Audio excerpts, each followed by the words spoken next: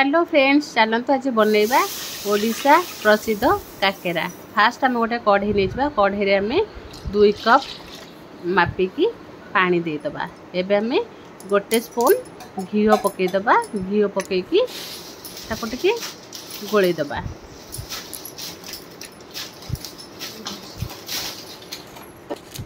घी आमर मिसीगला आम गोटे स्पून तादरे पान मधुरी पकईबा।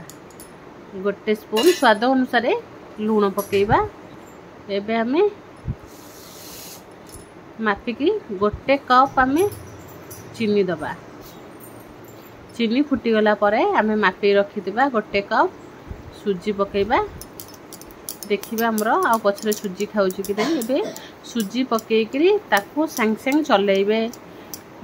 ताकू जदि न चलेइबे से बिंडा हो जिवो। एबे आउ आधा कप सुजी आमे देदबा। देखी ताको भलो से चलेइबे। सुजी पकेइले मात्रे ताको चलेइबे आस्ते आस्ते, नहले से बिंडा हो जिवो। एमती जेमती पूरा गोटे सुखिला डो हवा पर्यंत ताको भलो से चलौथबा। एबे हमरो पूरा रेडी हो जाइछि। एबे हम गोटे थाली की काढी दबा। एबे हम तादरे किछि धळा राशि गोटे कप आम नड़िया कोरा दे दबा। पूरा नियारा शैली रे आम आज काकेरा बनैबा। एबे आम गोटे स्पून घी देकी ताको भलो से चकटिबा। देखंतु हमर काकेराटा बहुत भलो से हो जाइछि। डो बने देछि। एबे आम ताकू सब गोटे गोटे आम काकेरार शेप दे दबा। पूरा अलगा स्टाइल रे आम काकेरा आज बनैबा। एमिति काकेरा केबे भी बनै नथिबे। एपटे हमर तेल गरम हो जाइछि। कढ़ई रे हम तेल गरम कर देथिले। एबे हम सब काकेरा को छाणीबा। बहुत टेस्टी काकेरा।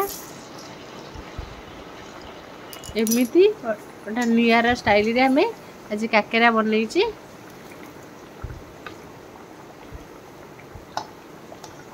एबे आमे आस्ते आस्ते सब उल्टे दबा।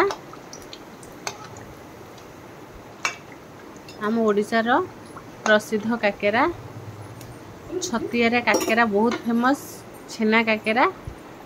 एटा मु बनौछि राशि देकी काकेरा। देखंतु हमर काकेरा बहुत भलो से फुली आसलानी। एबे आमे काढी दबा काकेरा को।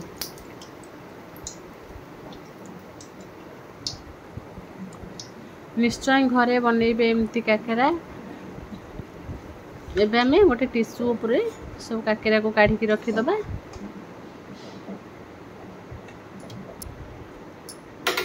एबे आउ जा काकेरा थिला सब छाणी देछि। एबे काकेरा को सब काढी की गोटे प्लेट रे आमे रखी दबा।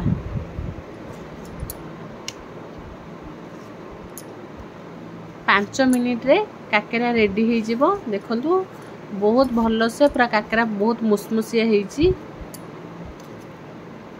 पूरा इजी प्रोसेस। आराम से काकेरा घरे बनै करी खाई परिबे। जदि भल लागला लाइक शेयर एंड सब्सक्राइब निश्चय करिवे। देखंतु हमर काकेरा पूरा रेडी हो जाइछि। बहुत टेस्टी काकेरा।